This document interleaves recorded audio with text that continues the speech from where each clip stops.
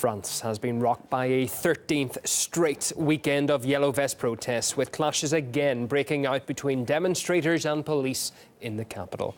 One person had part of their hand blown off by a crowd control grenade.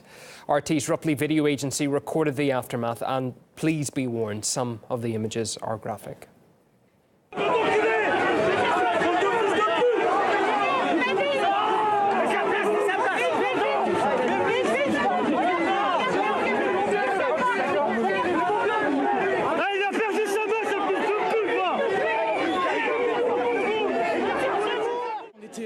We were near the National Assembly and people were trying to force their way in. The police arrived and threw grenades. One hit the guy's leg and he tried to push it away with his hand as a reflex reaction, and the grenade went off. Well, our sister channel RT France spoke with the father of the protester who lost his hand and a fellow yellow vest demonstrator. We stayed in the hospital until late night to find out what's going to happen with him. He's lost everything from the wrist down. Then we met the ophthalmologist to talk about his eye. His eye wasn't affected too much. There's some superficial wounding, but his hand is gone. We'll file a complaint and then see what happens. Yesterday, Sebastian basically lost his hand in front of the National Assembly. He's crippled, and he's a plumber. He needs his hand to deal with basic daily stuff. He's lost it because, I don't know if you understand how symbolic it is, but Sebastian lost his hand in front of the National Assembly, the House of the People. And the government hasn't said a word. They are concerned about the fact that the house of Mr. Ferrand, the president of the National Assembly, was burned. But it's just material resources, while in front of the second residency of Mr. Ferrand, the president of the National Assembly, a person has lost his hand. Although the arson attack on the home of the head of the National Assembly wasn't directly linked to protesters, similar tactics were used on Saturday with several cars set on fire. The Yellow Vest rallies began last November over rising living costs and quickly morphed into a broader anti-government protest campaign. Authorities estimate that more than 50,000 people rallied nationwide on Saturday, 4,000 of them in Paris.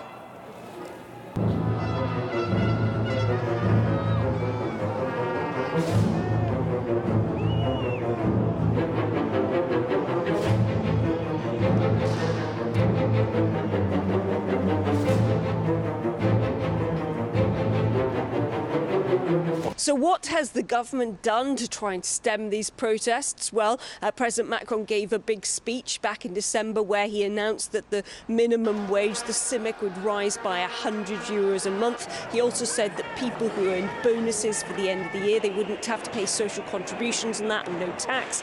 And people who earned overtime would be in a similar situation, no tax, no social contributions on that. And the government is in the middle of a national debate across France, getting people together to air their concerns, to talk about the things that matter to them, so the government can decide whether to make the changes that people say or not. However, the Gilets Jaunes have said this isn't enough, and many felt that the offers, the concessions being given by President Macron were too little too late, and that's why they've kept coming out to the streets. And now we're hearing that the protesters are going to change tactics permanently.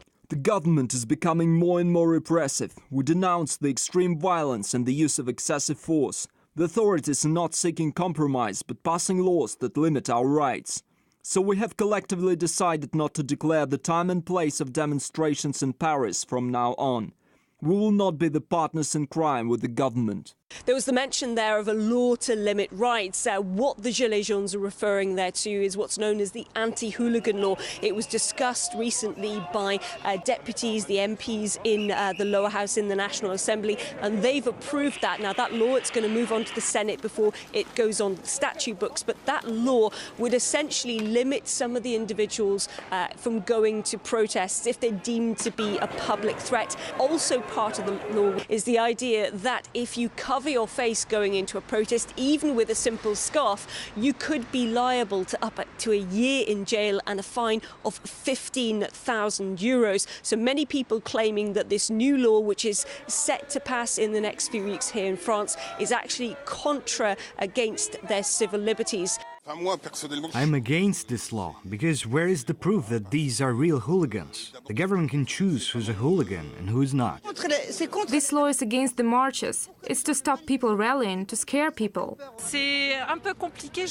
This law against the rioters creates questions. I find it a bit appalling. I guess it's a complicated issue.